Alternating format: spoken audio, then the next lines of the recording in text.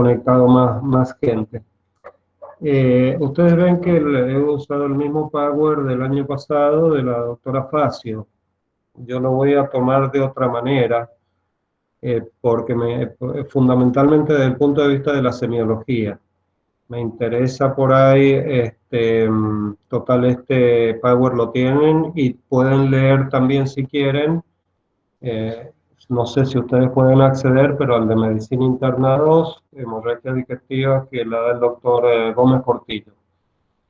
Pueden encontrar algunas pequeñas diferencias entre unos y otros, y todo un poco depende del autor que uno suba la experiencia, pero aparte el autor que uno elija para armar el Power, o uno o varios autores, o en fin, distintos estudios. Así que pueden encontrar algunas diferencias. Yo hablé con la doctora Cubillos y quedamos que iba a hablar fundamentalmente de la semiología de hemorragias digestivas, diarrea y constipación. Así es que si ustedes tienen el Power ahí, probablemente no puedan seguirme con las imágenes. Así que sí, es probable que puedan, o lo graban o ponen, si pueden grabarlo, y si no, una tomada de notas ahí mientras digo algunas cosas. Empezamos con hemorragias digestivas. Se llama así a la expulsión de sangre por el tubo digestivo, por algún sector del tubo digestivo, que lo tenemos que incluir esto desde el esófago superior hasta el ano. Cualquier sector de eso, en su sangrado, volcándolo a la luz del tubo digestivo, es que va a producir el tema que estamos viendo ahora. Y de acuerdo a eso, podemos clasificarlo desde un punto de vista de la localización en hemorragias digestivas altas, hemorragias digestivas bajas, y bueno, y hay un tercer grupo que algunos autores lo afirman, otros no, pero que es un problema importante a la hora de estudiar un paciente y tiene que ver con eso, que es la zona intermedia. Desde este punto de vista, nosotros podemos decir que la hemorragia digestiva alta abarcaría entonces desde el esófago superior hasta la tercera porción del duodeno inclusive. Ahí hay un ligamento que mantiene en posición el intestino, que sumado a los pilares del diafragma, que es el ligamento de Treitz, y ahí se separa para hablar de hemorragias digestivas bajas o intermedias según la clasificación que utilicen. Desde el punto de vista del estudio del paciente, sí es bastante útil el término de intermedia. Desde otro punto de vista, no es tan importante. A partir, en general, estoy hablando muy en general ahora, a partir de ese nivel, de la unión de la tercera porción del duodeno con la cuarta, el contenido luminal va siempre a progresar hacia el ano.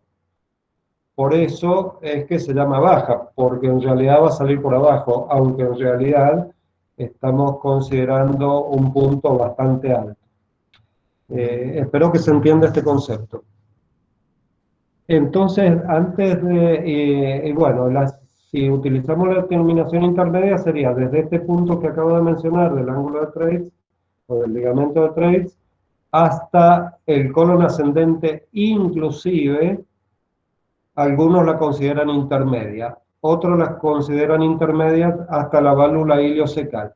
Hay algunas diferencias con este punto. Y de la válvula iliocecal hacia el ano serían bajas. Ya después, en la medida que avancemos, voy a darles alguna clave por qué es relativo todo esto. Si un docente les hace una pregunta, a ver, hábleme de hemorragias digestivas bajas, ustedes inicialmente empiecen a hablar de la del colon, desde la válvula ileocecal hacia el ano, por ejemplo, para darles un ejemplo. Después pueden hacer la salvedad, pero si empiezan a hablar del yeyuno, y probablemente no se las considere bien la respuesta. Todo porque hay mucha variación entre unos y otros autores. El, tendría que pasar ahora a ver en un paciente que se presenta que se sospecha una hemorragia digestiva, ¿por qué se sospecha una hemorragia digestiva? ¿Cuáles es las formas de presentación que puede tener el paciente? Entonces, en este sentido, hay la posibilidad de la hematemesis, es decir, expulsión de contenido sanguíneo por la boca, puede ser nariz también, pero tiene que incluir la boca. Podría ser como boya de café, podría ser como melena, podría ser como enterorragia o hematoquesia, ahora se la llama más hematoquesia que enterorragia, y podría ser como proctorragia, que sería ya la final, la que está en la última parte del recto ya. Entonces, esas serían las que se ven. Las que no se ven sería la sangre oculta en materia fecal. Desde el punto de vista biológico, puede haber sangrados por todo el tubo digestivo de pequeña cuantía que no se ven eh, así con métodos físicos nada más. Entonces, las características de las heces podrían ser normales si no hay melena, y eso es la llamada sangre oculta en materia fecal. En general,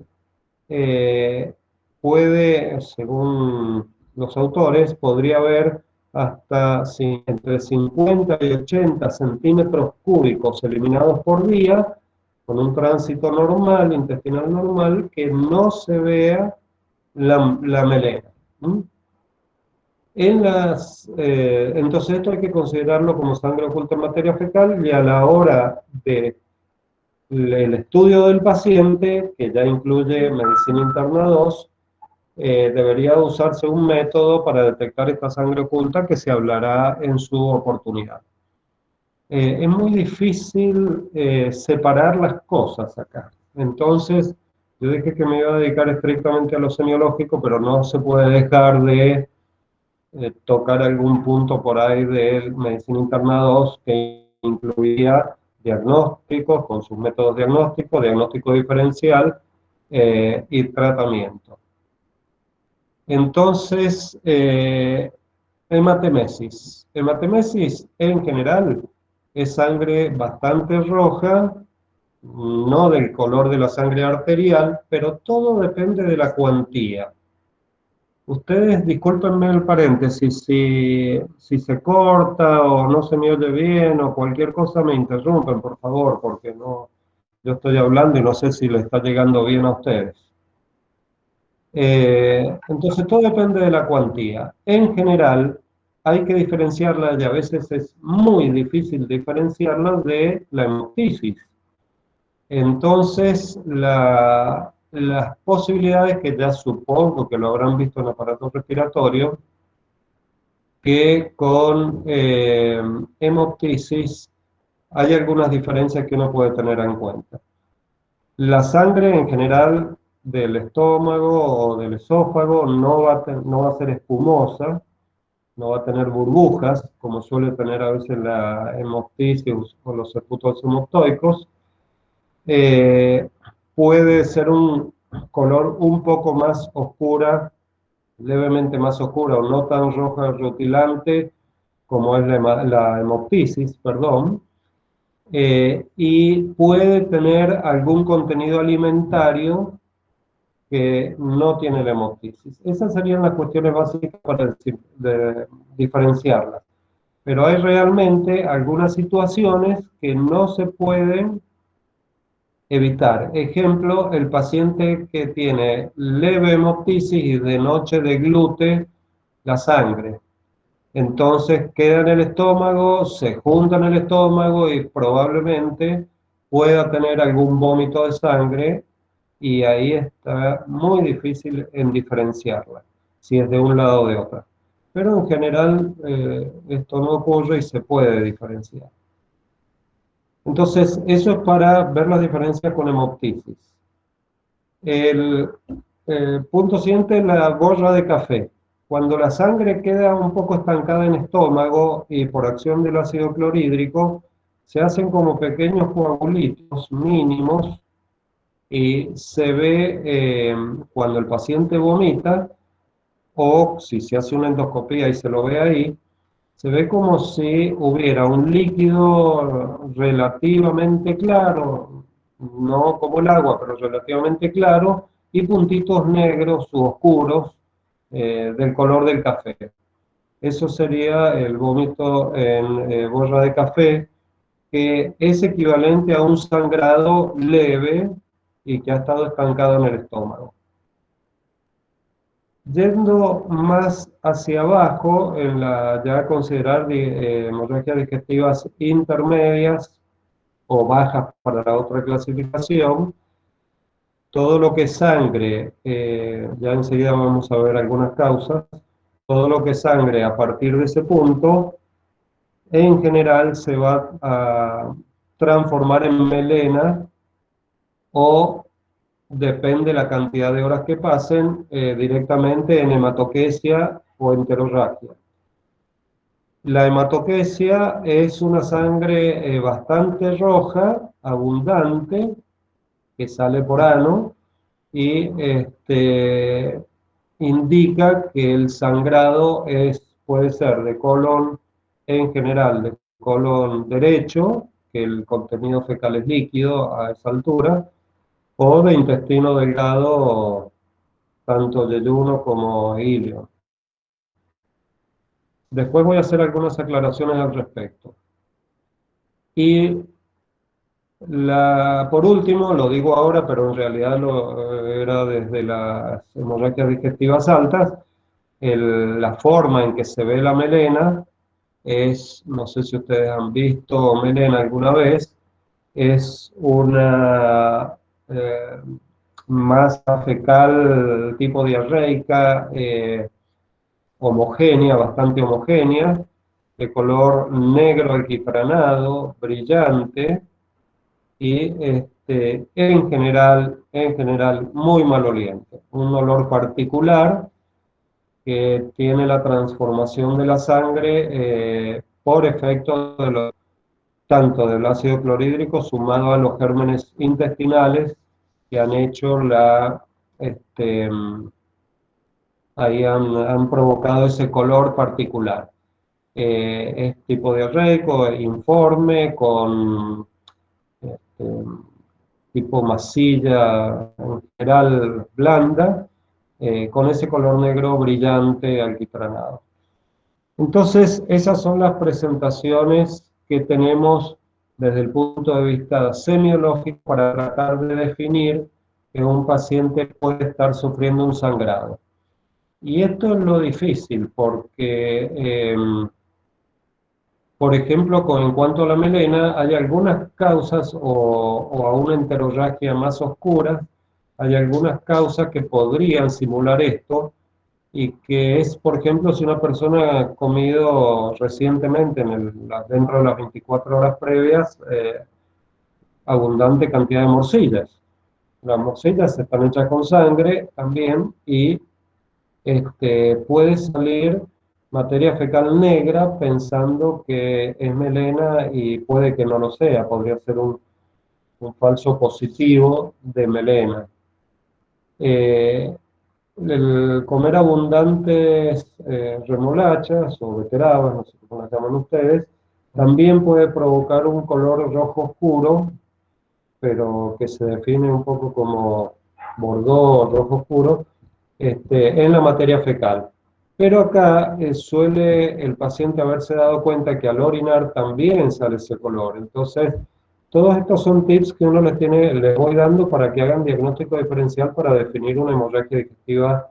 En este caso sería en el último caso sería del intestino intermedio, que no fuera tan abundante. Entonces son los diagnósticos diferenciales. Lo otro que puede provocar materia fecal negra, que podría ser melena, son las sales de bismuto, la crema de bismuto, que se utiliza para las diarreas, y también es un falso positivo, o las pastillas de carbón, que también utilizado para las diarreas, también pueden dar esos colores. Los tratamientos con hierro, en alta dosis de hierro por vía oral, también pueden dar colores similares. Entonces, como ven, hay medicamentos que pueden dar falsos positivos y no ser hemorragia digestiva. Todo esto es por la anamnesis que ustedes deben realizar. Cuando un paciente consulta por una de estas posibilidades, ustedes tienen que hacer un extenso interrogatorio, tratar de ver estas situaciones y un examen físico muy completo, como ya veremos luego. Hay situaciones que son muy evidentes e indiscutibles, entonces uno por ahí acorta caminos. Pero si no hay nada de esto que no lo pueda poner en evidencia, objetivamente el interrogatorio debe ser muy extenso este, y un excelente examen físico. Entonces, dicho esto, yendo a las causas, luego vamos a volver sobre la semiología con respecto a las complicaciones que puedan haber. Pero yendo a las etiologías, hay múltiples causas de hemorragias digestivas. Esto lo voy a hacer rápidamente. También acá tenemos varias, según los estudios que uno lea y las publicaciones, va a ser la estadística, y según las regiones son las estadísticas. Entonces, no es lo mismo que una estadística la haga un anatomopatólogo de necropsias o biopsias, o un endoscopista que prácticamente le derivan los pacientes sin interrogar a hacer endoscopías y punto. Entonces, puede tener su sesgo, pero en general, las dos primeras causas de hemorragias digestivas altas son la úlcera péptica y las gastroduodenitis erosivas, o las erosiones gástricas, como se llaman, gástricas, o bien esofágicas inferiores, por una esofagitis de flujo, etc. Entonces, estas se llevan la mayor cantidad de causas de hemorragia digestiva. ¿Cuál es una y cuál es otra? Y varía donde se hacen las estadísticas. En Mendoza probablemente, en Argentina probablemente, donde hay un nivel de automedicación muy elevada con antiinflamatorios y demás, podría ser la gastroduodenitis erosiva, la que lleva el mayor porcentaje, con un casi 40%, pero en otras series se da la úlcera péptica con ese porcentaje de 40% aproximadamente. Entonces, serían entre las dos el primer nivel de sangrado, de etiología hemorrágica. Varices esofágicas. En algunas series van a ver que esta es la primera causa, pero hay que analizar bien los trabajos, porque sí, es la primera causa, pero de los pacientes con hipertensión portal. Es decir, que un paciente con cirrosis o hipertensión portal de otra etiología severa puede tener una hemorragia digestiva alta por varices esofágicas como primera causa. Pero si sacamos el diagnóstico ese, lo diluimos entre todas las causas de hemorragia digestiva, ocuparía el tercer lugar. El síndrome de Mallory-Weiss, o Weiss, como se pronuncia, no lo sé, son erosiones lineales del esófago, habitualmente el esófago inferior, en pacientes de la mucosa esofágica inferior, en pacientes que son grandes vomitadores, que tienen crisis de vómitos. Se ve mucho en los alcohólicos, con borracheras que vomitan, o en pacientes que comienzan con vómitos frecuentes por algún otro motivo. Ese va a ser otra de las causas, la cuarta causa probablemente. Y después hay un sinfín de otras causas que incluye todo tipo de cánceres que puedan sangrar del tubo digestivo. El, en la edad, en la tercera edad o cuarta edad, después de los 60, 65 años de edad, aparecen lesiones vasculares que se llaman angiodisplasias, que son bastante frecuentes, sobre todo para las hemorragias digestivas bajas. Se ven mucho a nivel colónico, pero en el intestino delgado terminal también. Y eso provoca sangrados que aún pueden ir desde sangre oculta hasta sangrados evidentes. Eso toma importancia en una persona mayor. Hay otra gran cantidad de causas, otros tipos de malformaciones vasculares, dilataciones vasculares en el estómago, en el intestino superior, en el fundus gástrico, en distintas zonas del tubo digestivo. Tumores de distintos tipos, en fin. Quiero aclarar algo. Cuando un paciente, me estoy adelantando a medicina internados, cuando un paciente se le indica un estudio porque tiene un sangrado superior, una hemorragia alta, y se encuentra una úlcera sangrante, no se puede tomar biopsia, o si está con un coágulo. Si está con un coágulo en el lecho ulceroso o en el nicho ulceroso, no se puede tomar biopsia. En ese caso se supone que pudiera ser una úlcera péptica, pero hay cánceres gástricos que nacen como una úlcera, que en realidad es una úlcera cancerosa, que no es muy típica, no ha crecido mucho, pero puede horadar un vaso y hacer una hemorragia digestiva alta. Entonces, esa úlcera, si no se le hace la biopsia, que hay que hacerla diferida después de un mes aproximadamente, o 20 días después que se ha detenido la hemorragia, si no se hace la biopsia, pasa como úlcera péptica y en realidad es un cáncer. Entre todas las demás misceláneas que hay de etiología, que ya van a ver con más detalle en medicina interna 2, abarcan entre un 2 y un 5% de todas las hemorragias digestivas altas. Lo otro que quiere empezar mucho a hacerles hincapié es negar que en el 100% de los casos que haya melena sea hemorragia digestiva alta y viceversa, que en el caso de que haya enterorragia sea hemorragia digestiva baja. Hay situaciones particulares que pueden mezclarse y aparecer melena en caso de hemorragia digestiva baja, supongamos a nivel yeyunal, yeyunal alto o cerca del ilion, pero con un tránsito intestinal tremendamente disminuido, frenado, un paciente que realmente es muy estreñido, muy constipado.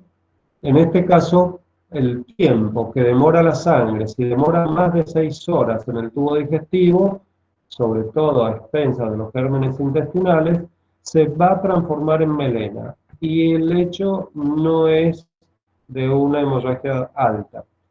Ahora, si ustedes me hablan de porcentajes y desde el punto de vista semiológico, tienen que pensar que probablemente el 98%, entre el 95 y 98% de los pacientes que consultan por melena, y se confirma que es melena, es una hemorragia digestiva alta. Ese debe ser su pensamiento a la hora de enfrentar a un paciente. Si ustedes al estudiarlo no logran descubrir una causa de alta, es probable que sea baja. y que tenga un tránsito intestinal muy lento. Y viceversa también. Una hemorragia digestiva alta muy severa con un tránsito acelerado no alcanza la sangre a permanecer las 6 horas necesarias mínimas estancadas en el tubo digestivo para que se transforme el color. Entonces, en este caso va a ser hemorragia digestiva alta que se ve como hematoquesia, ¿m? Y no es una hemorragia digestiva intermedia o baja. Ahora les pregunto, ¿alguno que tenga, a mí me cuentan 27 alumnos conectados? Eh, ¿Alguna duda, alguna cosa que quieran preguntarme ahora? ¿Me están escuchando bien? Se escucha bien, doctor. Yo por ahora no tengo ninguna duda. No hay preguntas. Entonces, como son 3 temas y se va a hacer muy largo esto, aunque por ahí los otros temas son más cortos, este es muy importante. Entonces ustedes vamos a pasar al resto de la clínica. Doctor, yo le quería hacer una consultita. Sí, Si me podía repetir las dos primeras causas más frecuentes de la hemorragia digestiva alta. de hemorragia digestiva alta, la primera se disputan entre la úlcera péptica y la gastroduodenitis erosivas o erosiones gástricas. Si en general, en toda la bibliografía del primer mundo, me refiero del hemisferio norte, voy a hablar de los lugares donde está muy bien controlado el sistema sanitario y nadie puede automedicarse en general, o en general la automedicación es baja. En ese caso, la úlcera péptica es el primer lugar, con un 40-45% de las hemorragias digestivas altas. El segundo lugar lo tomarían las gastroenteritis erosivas con un 25-30%. En nuestro medio, en general, se equiparan bastante. Bien, doctor, muchísimas gracias. La tercera causa sería Mallory Weiss, la cuarta causa varices esofágica, pero que pasa a ser la primera causa si estamos tratando de pacientes con hipertensión portal que sangran. ¿Mm? Bien, me quedó Bueno, clarísimo. Muchas gracias. otra, otra situación. Cuando ustedes, y que tiene que ver con la evaluación del paciente, estoy casi saltando al diagnóstico o al tratamiento cuando es emergencia, que tiene que ver con el examen físico también y el interrogatorio. Eh, Cuando ustedes reciben un paciente con hemorragia digestiva, lo primero que tienen que hacer es hacer una rápida evaluación del estado hemodinámico. ¿Mm? Entonces, van a ver que hay síntomas a partir de una cantidad de sangre determinada. Por ejemplo, un paciente que pierde, hablemos de una volemia de entre 5,5 y 6 litros, un paciente de 70, 80 kilos, adulto, no hablo de niños, adultos todos. Cuando pierde entre el 10 y el 15% del volumen de la volemia, esto equivaldría a 500, 750 mililitros, puede estar totalmente asintomático y no tener absolutamente nada. La sangre es muy escandalosa y si ha sido hematemesis, viene con una palangana llena de sangre, en realidad muy bajo contenido de sangre, nada más que tiñe el jugo gástrico y puede ser jugo biliar también, si ha tenido reflujo, gastroduodeno gástrico. Entonces, parece muchísimo y en realidad no es tanto lo que ha perdido. Este paciente es asintomático en general.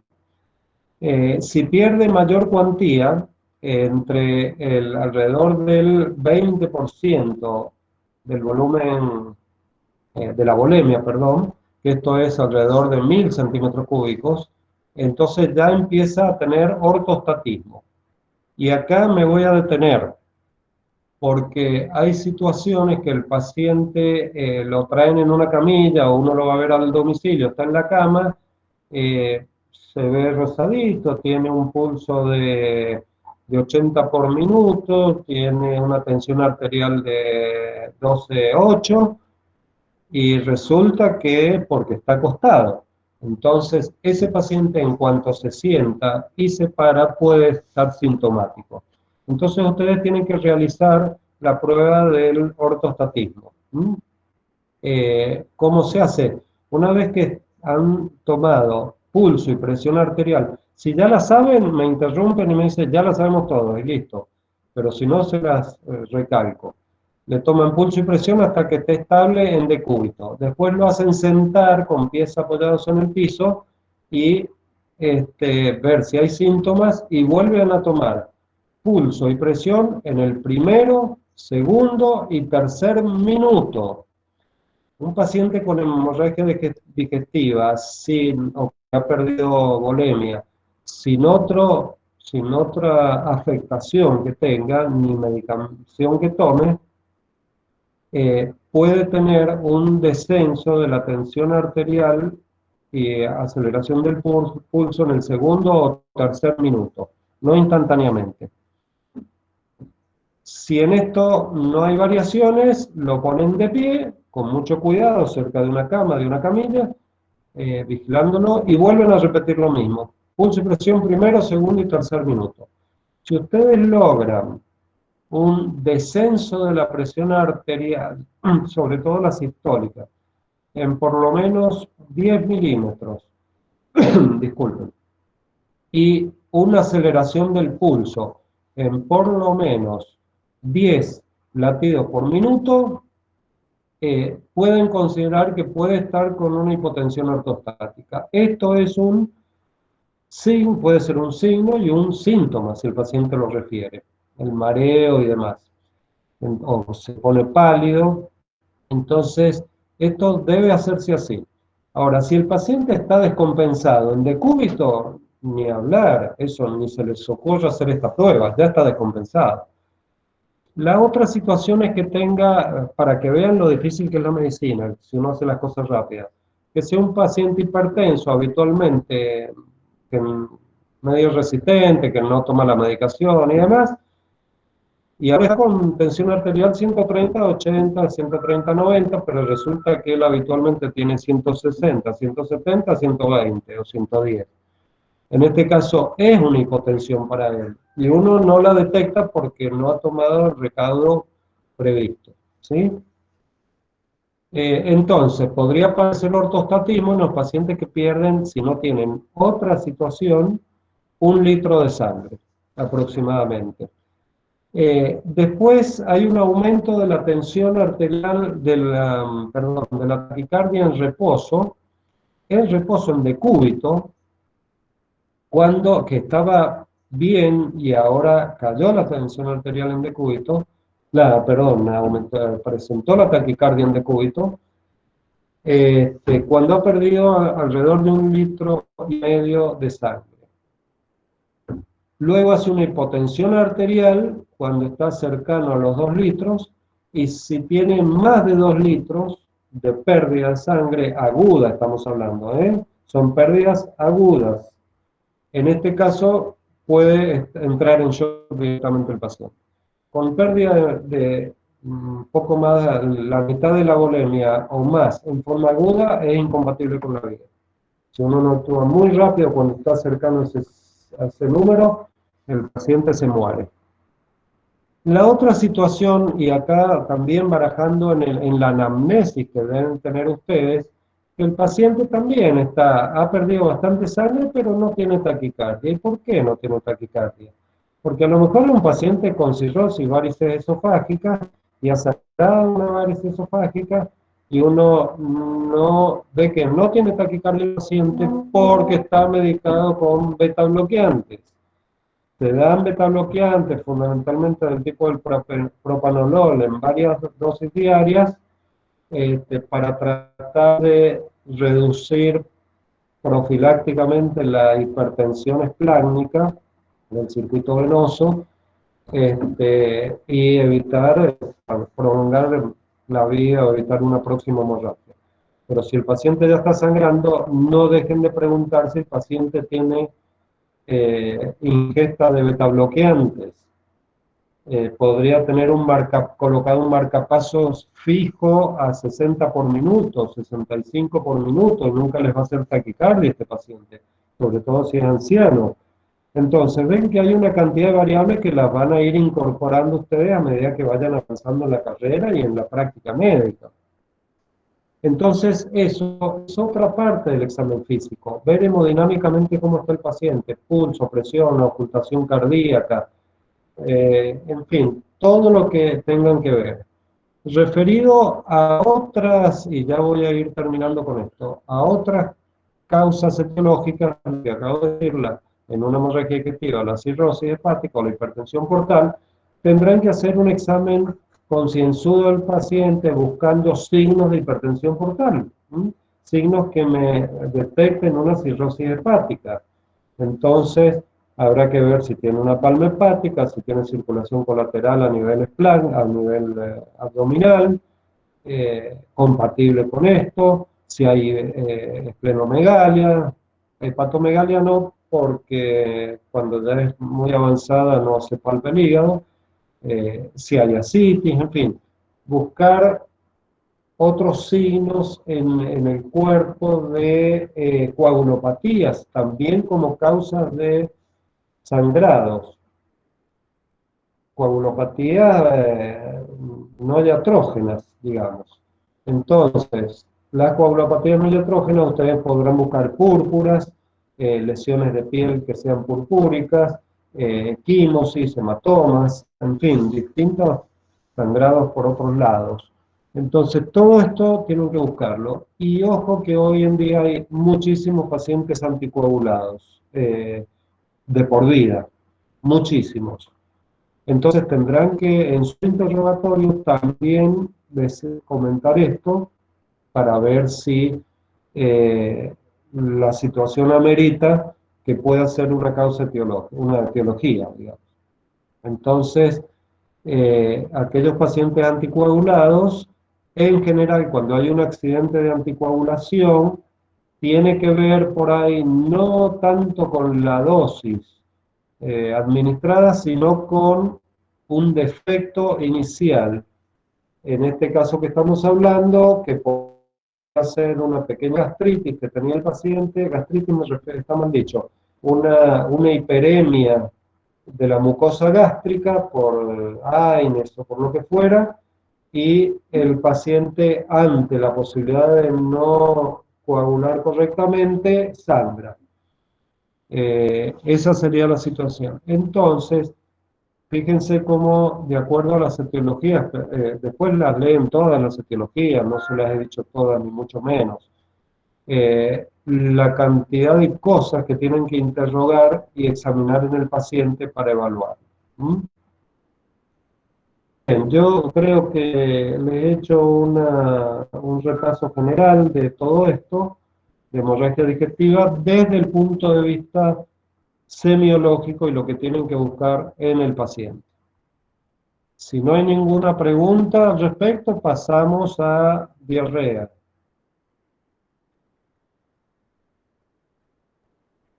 ¿No? Bien. No, doctor. Bárbaro. Diarrea también están puestos en la plataforma en Medicina Interna 1 y Medicina Interna 2. Como ven, en los dos casos ponen abundante cantidad de imágenes que corresponden a Medicina Interna 2. Entonces, es difícil la separación.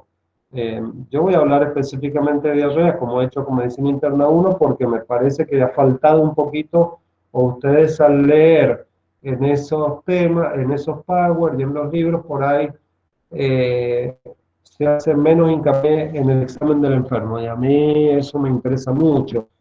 Hoy en día los médicos, por la aceleración, por la tecnología y por todo lo demás, examinan poco al paciente y ahí nomás saltan a pedir estudios complementarios, exámenes complementarios, porque es más fácil para uno lo escribe y listo, después todo lo demás lo tiene que hacer otro, y el paciente. Pero no corresponde eso, no se puede evitar interrogar, hacer una buena anamnesis.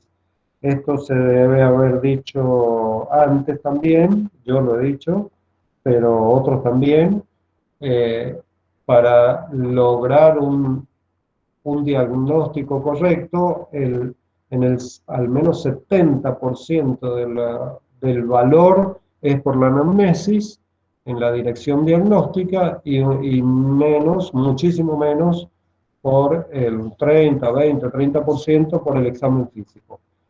Hay situaciones particulares o casos particulares, enfermedades o síndromes particulares que es al revés, a lo mejor solamente con el examen físico se descubre algo, y no por el interrogatorio. Pero en general, y más en estos casos que vamos a plantear, hemorragia digestiva, diarreas, el interrogatorio es muy importante en la anamnesis. Entonces, quería hacer hincapié en eso. Todas las definiciones, bueno, las tienen ahí en el Power. A ver, disculpen un segundo.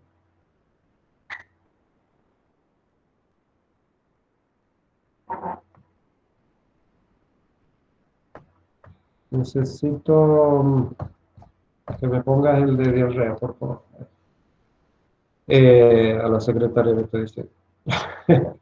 Bueno, entonces, ¿cómo consideramos diarrea? Acá es difícil. El tubo digestivo, básicamente, pasan en forma normal, refiero habitual de la mayoría de la gente, alrededor de entre 9 y 12 litros de líquidos por día, considerando todo lo que se ingiere más todo lo que se secreta por el tubo digestivo desde la lengua y mucosa yugal, desde las glándulas salivales hasta el ano. Son esa cantidad de litros.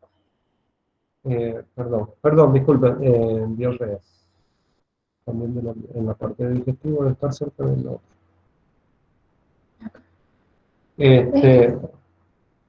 Sí. No, espérate. Disculpen un segundo, perdón. No, acá mismo, pero en la tercera parte. No lo encontré.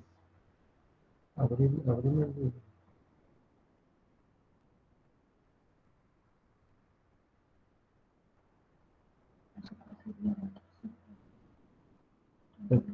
Acá, un poco más. Acá.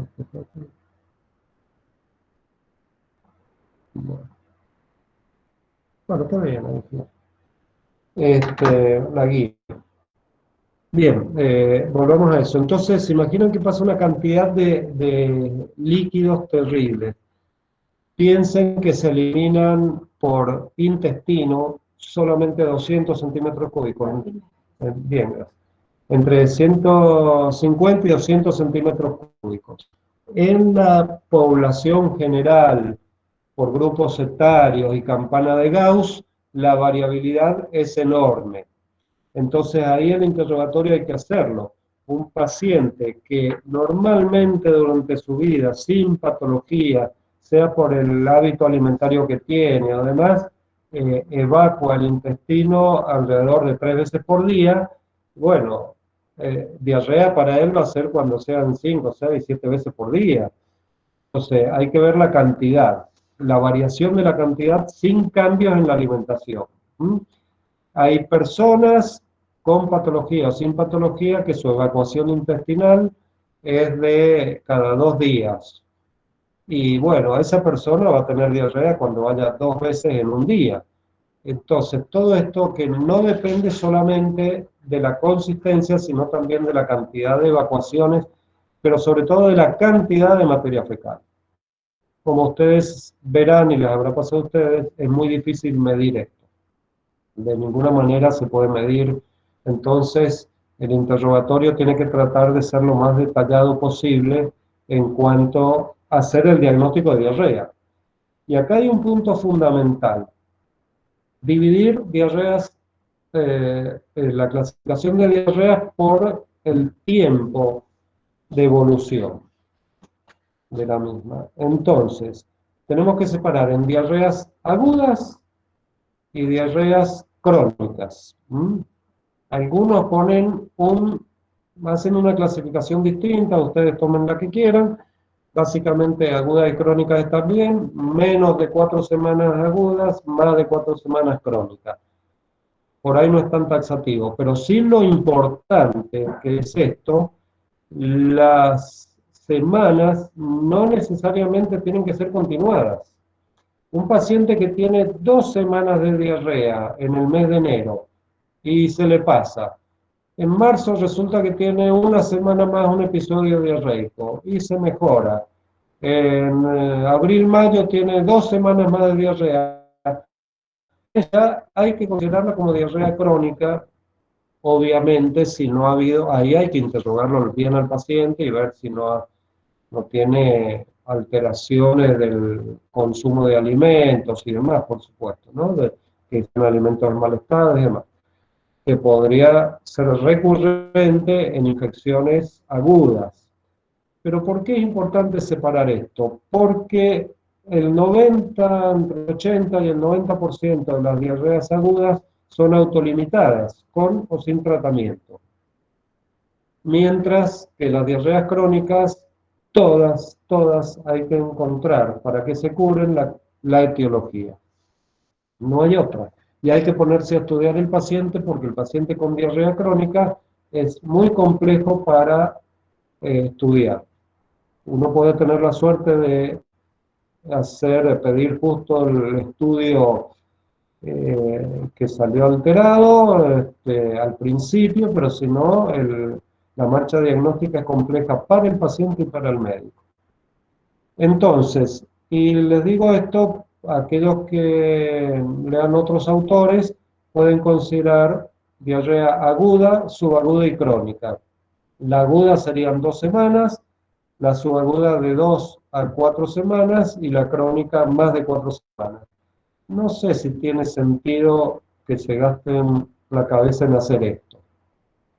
Y todo, por supuesto, del estado general del paciente. Si uno va a considerar diarrea aguda 3 semanas y media de evolución, pero el paciente está en mal estado al principio, ya vamos a ver que hay situaciones que hay que estudiarla antes. Pero que esto va un poco más allá de la parte semiológica exclusivamente, ya entra por el estudio. Bien, en esta situación entonces pasamos a la clasificación fisiopatológica.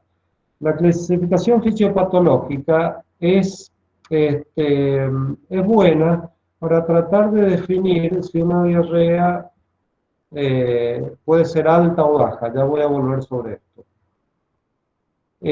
La clasificación fisiopatológica se divide en diarreas osmóticas, diarreas secretoras / exudativas o inflamatorias y diarreas motoras.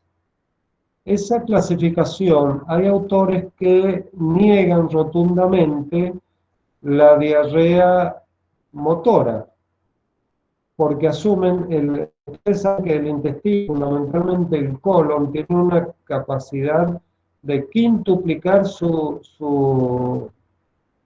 posibilidad de absorción de agua ante la necesidad.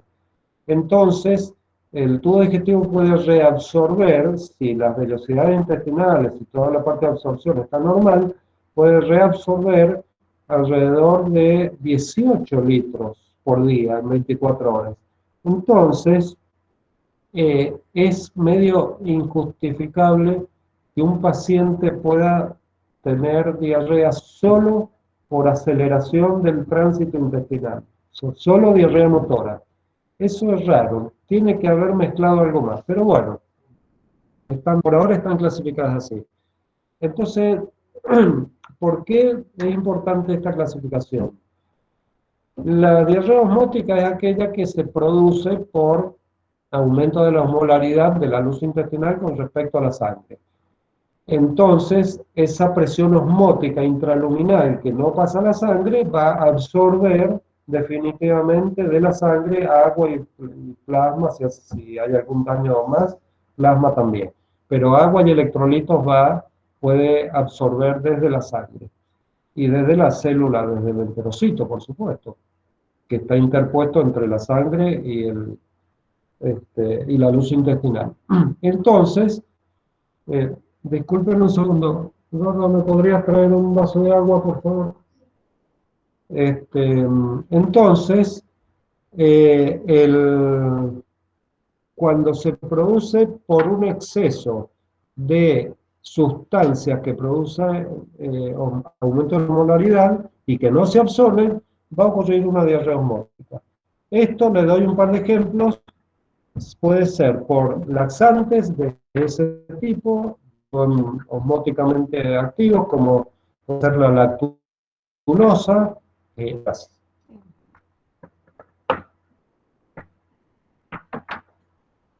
puede ser la lactulosa, que se da médicamente en el caso, por ejemplo, de los pacientes cirróticos, no importa ahora por qué, pero se les da. Entonces, para aumentar el tránsito intestinal, entonces, excesiva la dosis y el paciente empezar con diarrea. Entonces, en su interrogatorio ustedes tienen que preguntar por estas sustancias en la anamnesis. Otro, el exceso de edulcorantes. Exceso de edulcorantes puede provocar también una diarrea osmótica, por ejemplo.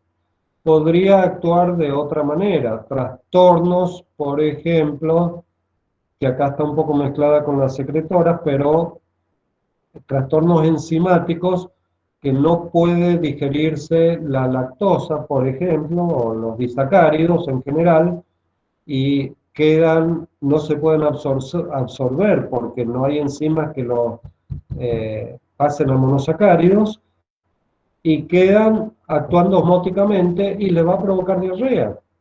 Esto, los pacientes que tienen intolerancia a la lactosa, puede ocurrirles esto. Uno empieza a estudiarlo el paciente y al último fue eso, una diarrea osmótica.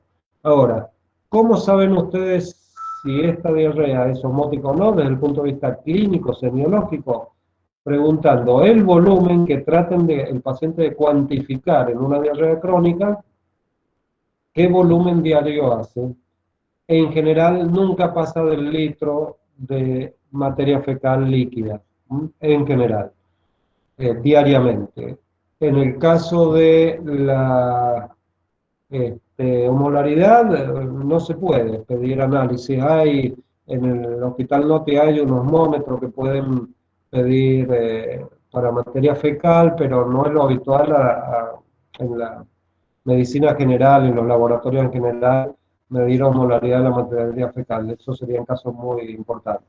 La otra es, después del interrogatorio y de esa evaluación de la cantidad de materia fecal, sin ninguna alteración, sin ningún agregado de otros síntomas, es el ayuno. El paciente le hacen hacer ayuno, una dieta bastante exagerada, solamente algunos que no tengan disacáridos, ni edulcorantes, ni nada de eso, y el paciente cede la diarrea instantáneamente. Eso responde a la dieta, es la única que responde a la dieta. El otro grupo, las diarreas secretoras, después leen todos ustedes en la bibliografía, en los Power, todas las causas que puede haber de diarrea secretora.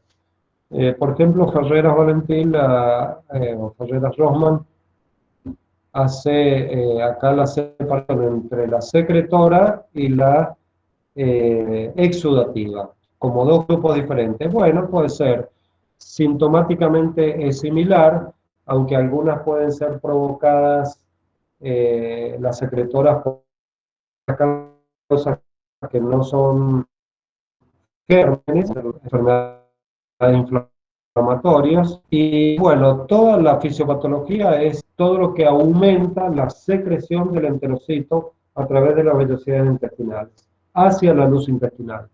Está ocurriendo por la luz, está bajando todo lo normal, pero hay un daño del enterocito y empieza a secretar líquidos fundamentalmente hacia la luz intestinal. Esta diarrea se determina porque puede tener, habitualmente es más de todo el intestino delgado y colon, la primera parte del colon, sobre todo el colon derecho, podría estar involucrado en este tipo de diarrea. Esta diarrea no responde a la dieta porque aunque haga dieta, el intestino sigue secretando líquido desde la sangre hacia la luz intestinal que va a ser eliminado. Evidentemente hay una falla, una estimulación por distintas causas que en el enterocito.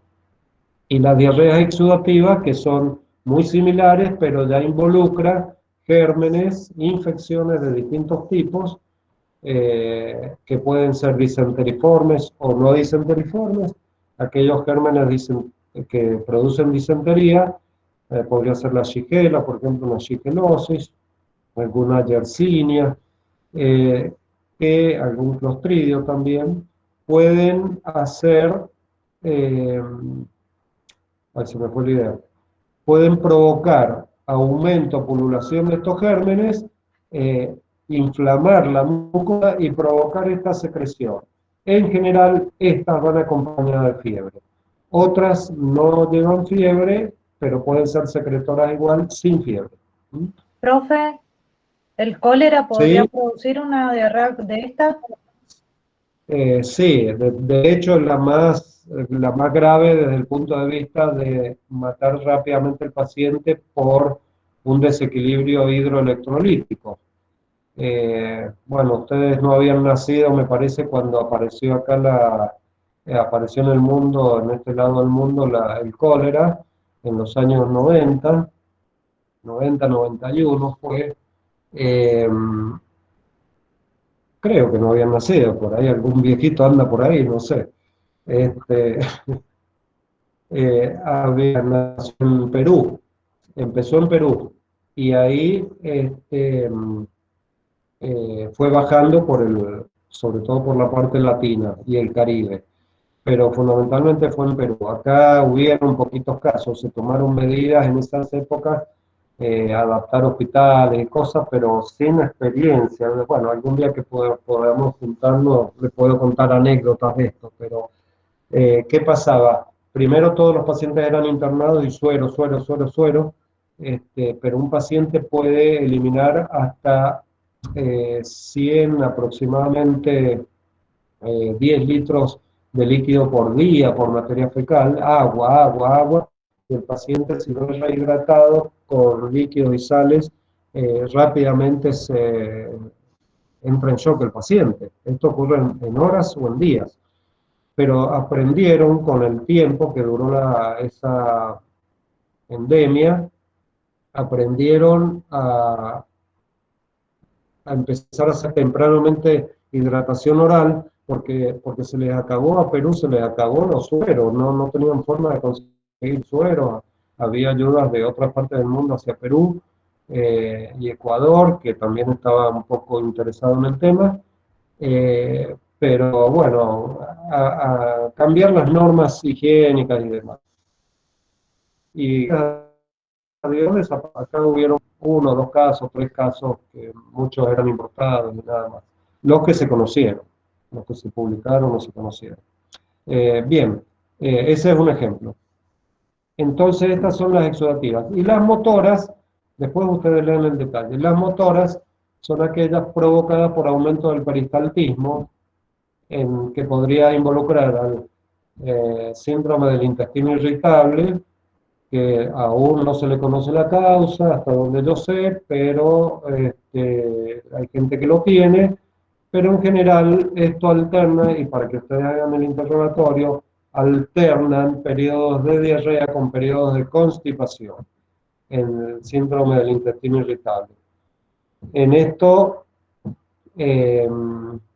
hay que hacer un interrogatorio muy extenso, revisar al paciente y en muchos casos estudiarlo y descartar otras causas. No ponerle rápidamente el mote de síndrome de intestino irritable o el diagnóstico. Así que estos pacientes son la causa. El hipertiroidismo siempre aparece en todas las diarreas de tipo motora, pero a decir verdad, cuando uno investiga en los pacientes hipertiroides que ha tenido a lo largo de la vida, nunca han tenido diarrea. Así es que teóricamente, por aumento del metabolismo, habría un aumento de la motilidad intestinal que provocaría diarrea. Esto yo lo pongo un poquito en duda, pero bueno, todos los libros, todas las clasificaciones del hipertiroidismo. Y después habría otro grupito que podría ser de cualquier cosa, la diarrea facticia, que la diarrea facticia en general es la simulada y pertenece al síndrome de Munchausen, o como se pronuncie, es alemán y tiene una diéresis en la U, así que seguro que no lo pronuncian totalmente diferente. Ustedes lo van a escuchar, lo van a leer así, Munchausen. Ese síndrome habrán visto algunas películas en Netflix o en la tele de este síndrome de personas que empiezan por una cuestión simulada y después de lo habitualmente laboral empiezan a tomar purgantes y después de un tiempo son pacientes que tienen algún grado de psicopatía y después ya lo hacen sin darse cuenta y bueno, no lo consideran y hasta lo niegan, pero lo niegan porque su mente lo niega, no porque sea la voluntad de negarlo. Eso es muy difícil y sí hay que recurrir a psicólogos realmente para que, psiquiatras para que determinen esto en algunos casos de diarrea. Estas integrarían este grupo también, aunque involucraría la osmótica y esta otra motora también. Bueno, esto en cuanto a la clasificación. Entonces, ustedes tendrán que ver. Lo que me faltó decirles que podemos separarlas, clasificarlas también en diarreas altas y bajas. ¿Por qué es importante esto? Y porque de acuerdo a eso es el interrogatorio que yo voy a lograr y poder definir y abarcar qué causas. Por ejemplo, en general las diarreas bajas son desde el colon, la mitad del colon transverso hasta el recto. Uno podría decir colon ascendente y bueno, en algunos casos podría estar involucrado también el colon ascendente. Pero en general las diarreas bajas, cuando involucran recto también, tienen dos síntomas príncipes que los tenemos que interrogar. Y eso nos va a ayudar a sectorizar el tipo de diarrea y por dónde tengo que empezar yo a estudiar el paciente. Entonces, en este caso, son los pujos y tenesmos. El pujo, aquellas que pueden haber sido madres o aquellos otros que no han sido madres, pero que pueden haber tenido ya un episodio de este tipo, van a tener una sensación imperiosa y dolorosa de evacuación intestinal. No tiene que ser dolorosa solamente, porque podría haber una fisura anal, que la evacuación produce muchísimo dolor, y eso más tarde o temprano va a llevar a la constipación, sino que tiene que involucrar la necesidad imperiosa de evacuar. Urgencia, la urgencia de evacuación intestinal. Sumado a eso, al pujo, al dolor en el hipogastrio. El dolor en el hipogastrio, sumado a esto, eso es un pujo. Y sale, obviamente, diarrea, no sale un bebé, sale diarrea. Entonces eso es como síntoma. Y el tenesmo, ¿cuál es?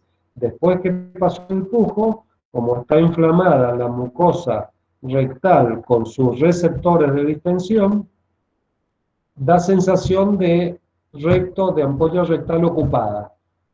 Como que ustedes le pueden preguntar al paciente si después de evacuar sienten que hay más materia fecal en el intestino que no ha salido. Esa es la sensación, como que están ahí que no pueden evacuar y en realidad, si uno pudiera ver en ese momento el recto, estaría inflamado, sin materia fecal y totalmente cerrado, apretado.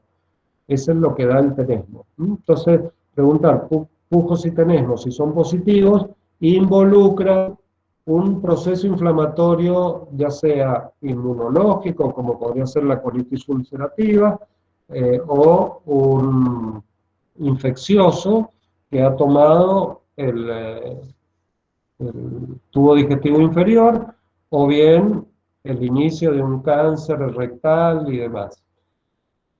Hay situaciones que me olvidé decirles de que hay que averiguar de la pseudodiarrea. Puede existir entonces, cuando un paciente les venga y les diga consulta por diarrea crónica, tienen que investigar bien este hecho y al examen físico también. ¿Por qué? La pseudodiarrea puede el paciente ver que tiene necesidad de evacuar y quizá materia fecal líquida con un líquido fecaloide. Y en realidad lo que tiene es una obstrucción intestinal por un fecaloma, por ejemplo. Podría ser un tumor, pero podría ser un fecaloma. Ambos irritan un poco la parte de la pared intestinal donde hace presión y si no es gigante, puede irritar esa parte y dejar pasar algo del contenido anterior y también posterior del fecaloma y simular una diarrea.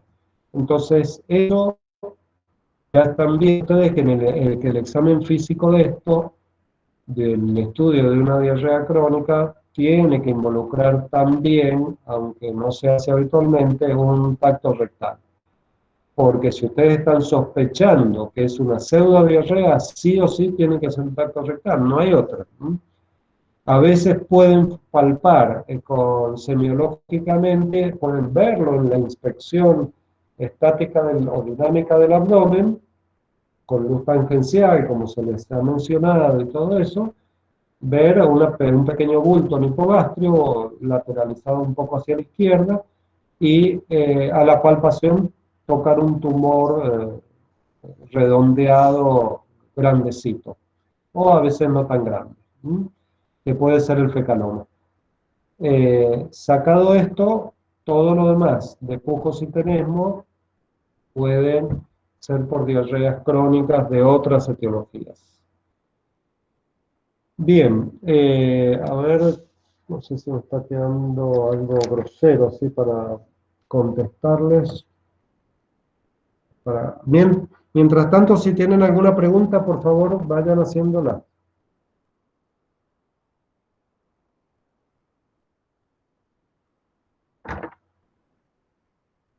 ¿No hay preguntas? ¿O se durmieron o se fueron? ¿Qué pasó?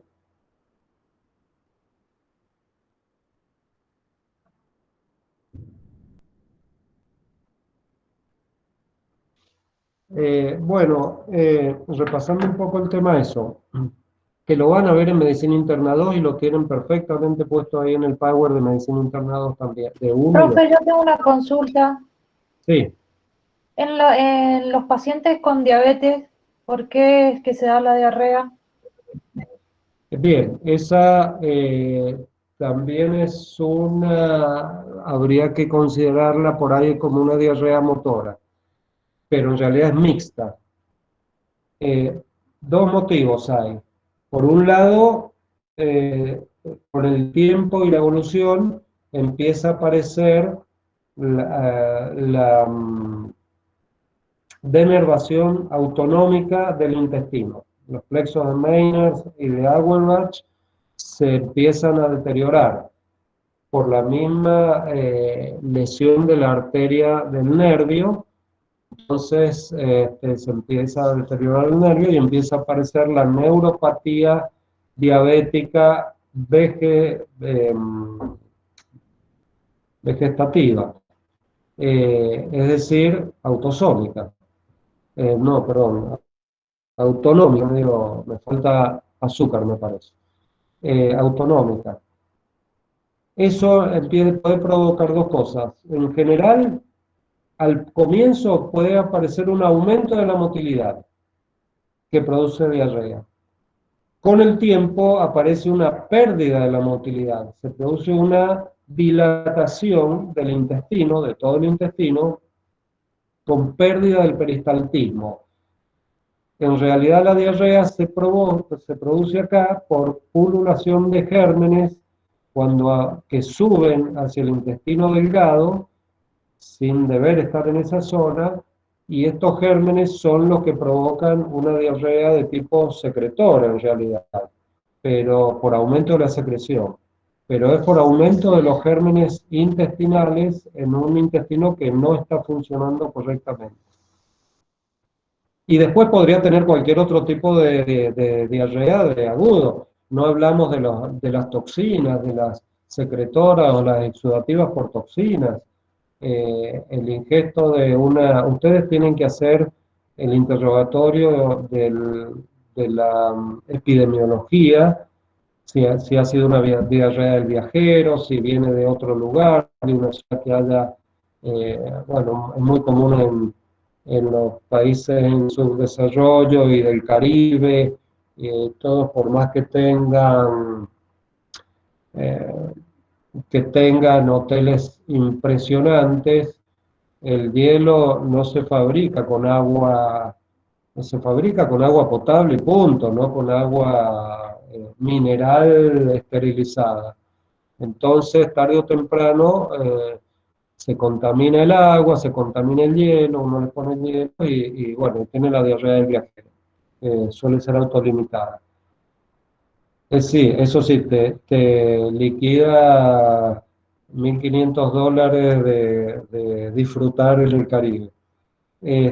Otra puede ser porque han ido a un casamiento, una fiesta, en el verano, sobre todo, algunos productos como algunas ensaladas, helados, cremas, los aderezos, mayonesas, etcétera, que se le ponen eh, a los sándwiches, a las distintas zonas del casamiento, cosas de comida del casamiento, pueden estar en mal estado porque rápidamente, las empanadas también en el verano, hacen por ahí, no las cocinan bien y hacen el picadillo un día antes y se llena de gérmenes, entonces produce una toxinfección alimentaria o una intoxicación alimentaria. ¿Cuál es la diferencia?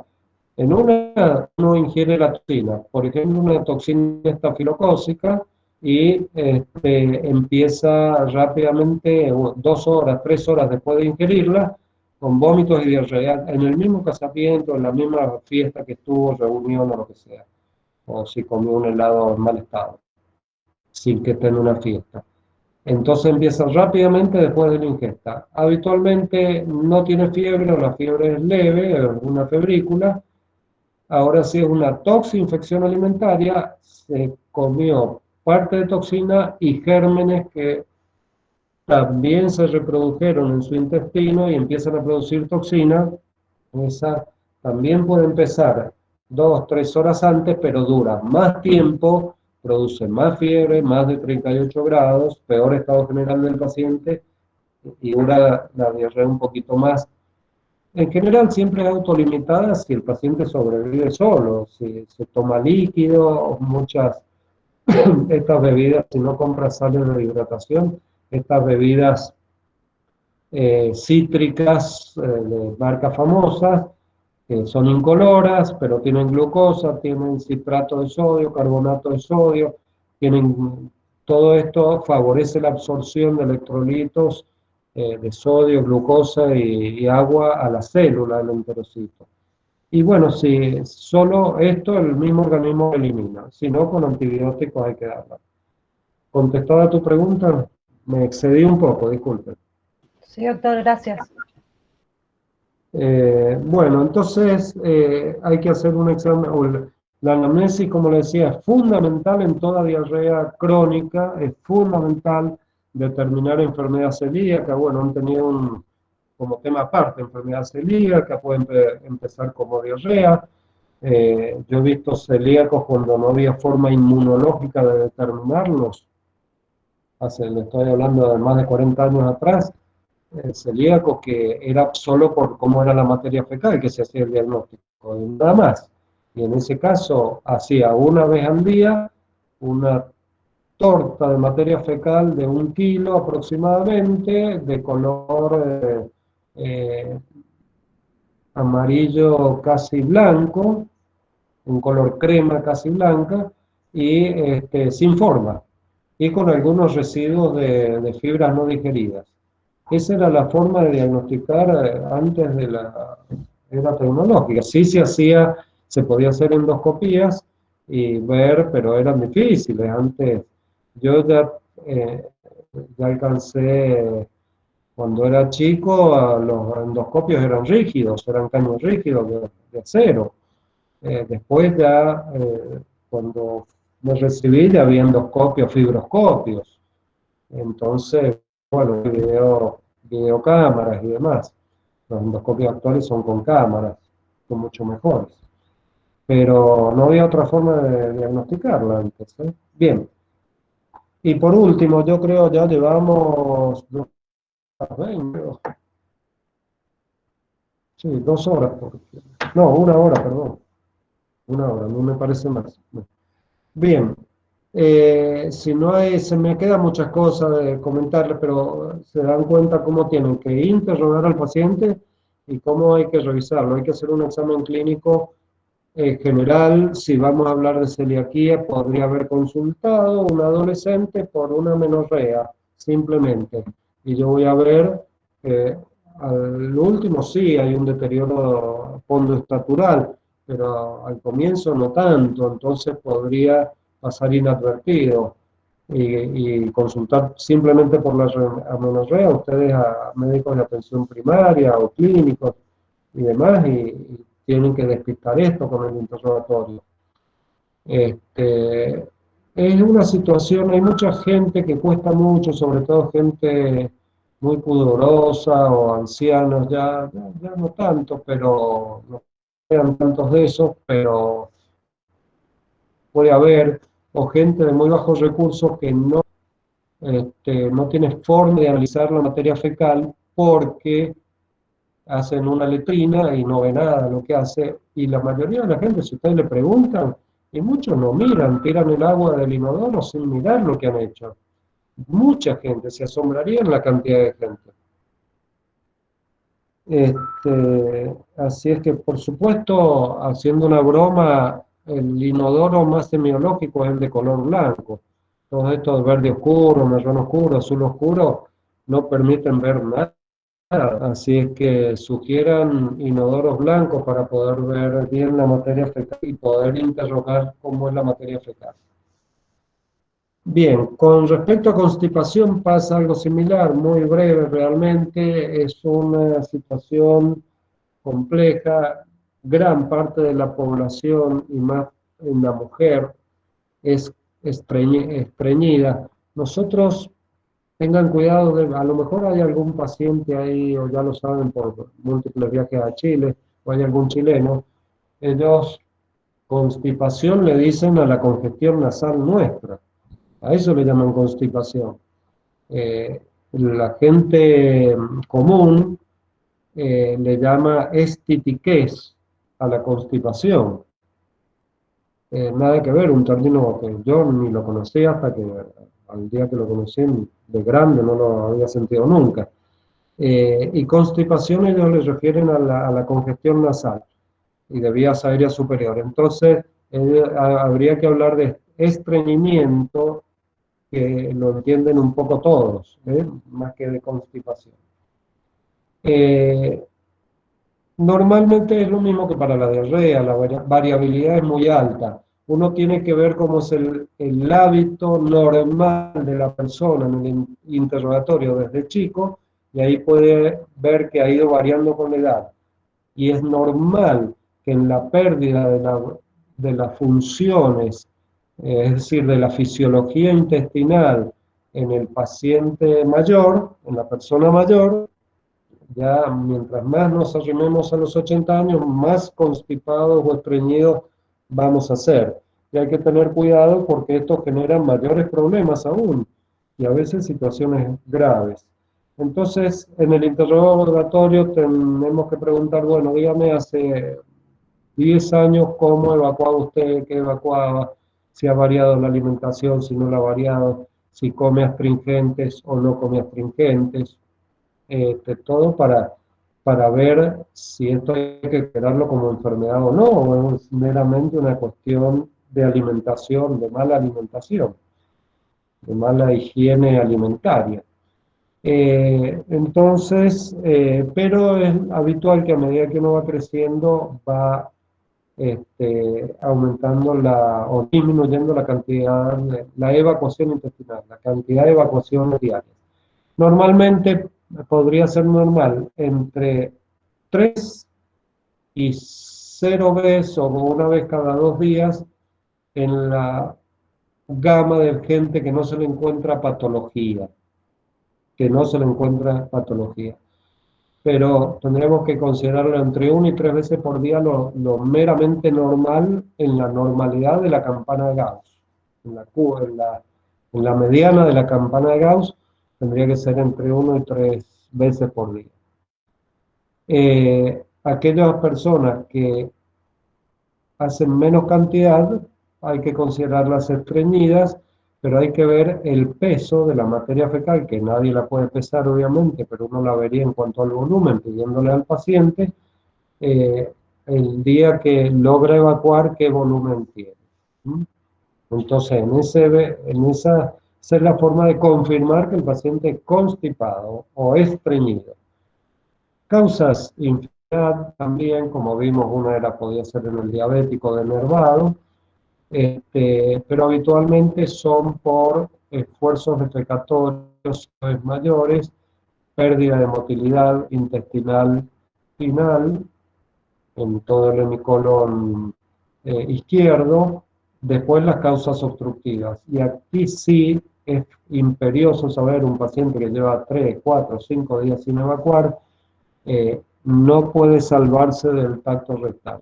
Hay que hacer un tacto rectal con un guante, porque hay que ver si no hay una obstrucción baja por un tumor o un fecaloma o una impactación fecal, que está la materia fecal ahí y no sale.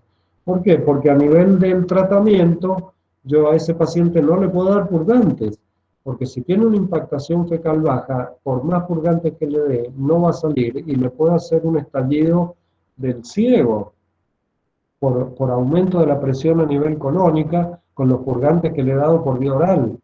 Entonces, primero hay que destaparlo por abajo, con enemas determinadas, un enema de Murphy, por ejemplo, que es colocar un catéter con un goteo simplemente de agua, o se le pueden agregar algunas cosas, en la zona donde está la impactación, que vaya disolviendo de a poco esta impactación fecal, porque si no va a hacer daño. Y después sí prevenir. Entonces,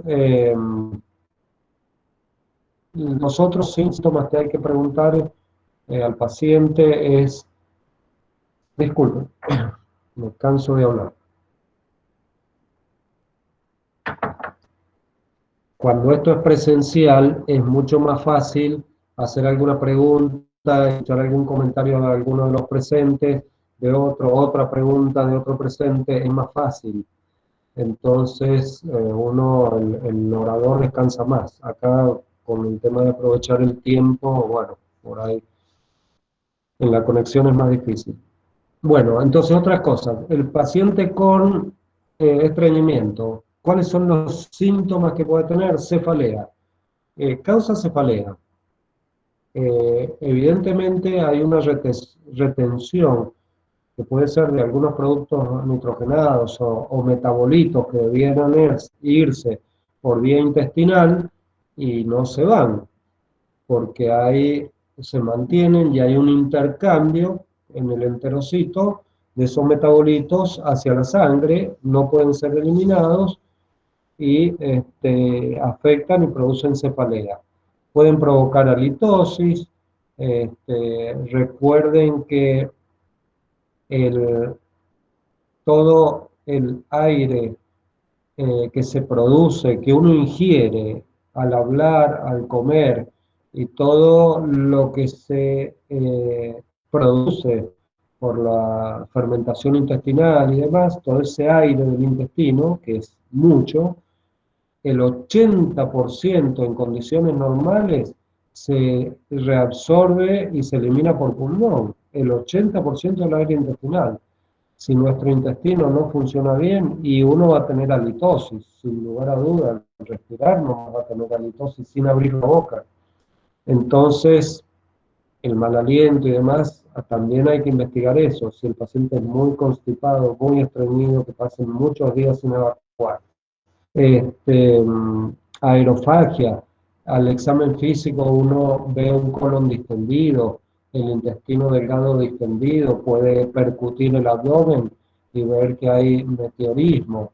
En la ocultación puede sentir algún sonido de burbujas en la lejanía, si hay alguna suboclusión intestinal. Yo tengo que ver si hay primero descartar una obstrucción intestinal, ver que esto sea solo fisiológico, alteraciones de la fisiología, y de ahí tenemos infinidad de causas neurológicas. Uno como médico clínico podrá descartar, o médico generalista podrá descartar las causas oclusivas con estudios, por interrogatorio, por examen físico y por estudios, pero después hay un montón de causas neurológicas, esclerodermias, enfermedad de esclerosis múltiple, distintas patologías neurológicas que provoquen este tipo de constipación, ¿no? Y los tratamientos van a ser diferentes. Entonces puede encontrarme que hay una disminución de la peristalsis o un aumento de la peristalsis. Ustedes imagínense una obstrucción intestinal, eso es un tema aparte, no sé si lo han visto o no lo han visto, oclusión intestinal, pero imagínense en un determinado nivel de intestino que por X causa haya una obstrucción aguda, podría ser un vólvulo que se rotó, el intestino se rotó, el meso, y en esta común el sigmoides, que tiene un meso largo, y el sigmoides es largo también, es fácil que se volvule, y de golpe interrumpe el tránsito. Si el tiempo es breve, empiezan a haber dolores cólicos, preestenosis, y puede estar aumentada las contracciones colónicas, inclusive las de intestino delgado, y más adelante puede aparecer ya una hemorragia, una necrosis con una peritonitis por perforación intestinal, porque se necrosó parte del intestino porque se interrumpió la circulación. En fin, distintas cosas que pueden provocar constipación. Puede dar dolor dorsal bajo, no tan severos y tan agudos como los que da, ojo, el coronavirus, ¿no?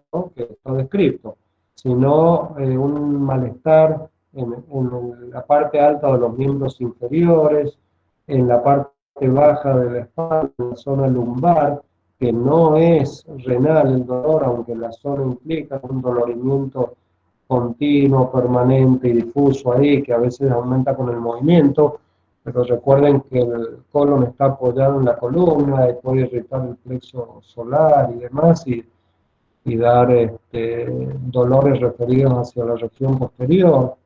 En fin, distintos síntomas que puede aquejar el paciente. Tiene una vida incómoda el paciente con estreñimiento. Hay que estudiarlo y y después están todas las otras, y esto es lo último, todas las otras causas por deterioro del reflejo de la defecación. Este deterioro del reflejo de la defecación puede ser funcional, es decir, que el paciente siente evacuación incompleta al principio y al último no puede evacuar. Y puede haber una denervación del reflejo, y a veces por causas de acostumbrarse a laxantes, cuando se empiezan a tomar laxantes y nunca más se abandonan los laxantes, el intestino se acostumbra y pierde a la larga el reflejo de la defecación. Entonces hay materia fecal, sobre todo con los osmóticos, ¿no? Los laxantes osmóticos, materia fecal semilíquida que sale fácil, simplemente, y prácticamente no existe el reflejo de la defecación. a la larga el intestino se acostumbra y se pierde este reflejo. O bien por pérdidas iatrogénicas del tipo del punto de vista quirúrgico, no por iatrogenia, pero supongamos un pequeño cáncer de intestino bajo, que no sea tan grande, pero que se haga una proctectomía, se sacar un pedazo del recto, puede alterar el reflejo de la defecación. En tumores vesicales o prostáticos o del recto mismo, pueden ser lesionados en las cirugías, en los nervios pudendos, que son los que dirigen la defecación. Y ahí se altera todo, ¿no? Se altera no solamente la defecación, sino la micción también. Entonces, todo esto hay que investigarlo con interrogatorio, a ver qué ha estado ocurriendo. Bueno, alumnos, creo que son demasiados temas para una sola clase, es un poco cansadora. Calculo ustedes que ustedes se habrán aburrido bastante. No sé si los han podido grabar o no, que los ayude un poco, pero básicamente con esto sería bueno, perdón, que este fin de semana, no ya, pero esta tarde o mañana, traten de leer estos temas en el Power, en los dos Power que tienen, tanto de hemorragias digestivas como diarreas, de medicina interna 1 y medicina interna 2, porque les va a dar más letras para ver qué interrogar al paciente, de síntomas, signos y síntomas. Les va a dar más letras. Les sería muy útil, habrá cosas que no lo entienden, pero después cuando se dé medicina interna 2 las pueden aclarar. Si no hay preguntas, me despido, y si no, escucho preguntas.